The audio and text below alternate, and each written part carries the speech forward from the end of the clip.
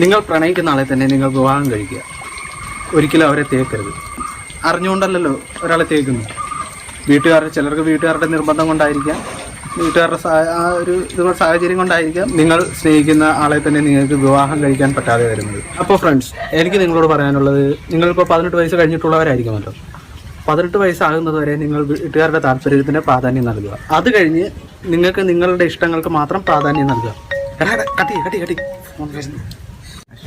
Hello അപ്പച്ച, പറഞ്ഞു. Hello, ഞാൻ എൻ്റെ ഫ്രണ്ടിന്റെ വീട്ടിലാ അപ്പച്ച. അല്ല അപ്പച്ച, ഞാനെന്റെ ഒരു കൂട്ടുകാരന്റെ വീട്ടിലാ. അറിയിക്കട്ടെ, നിന്നോടെ ആ ഫേസ്ബുക്കില് തോളത്ത് കേട്ട് സെൽഫി ഇട്ടിരിക്കുന്ന ആ പെങ്കൊച്ച് അതേതാ? അയ്യോ അപ്പച്ച, എന്റെ കൂടെ പഠിച്ച കൊച്ചാ.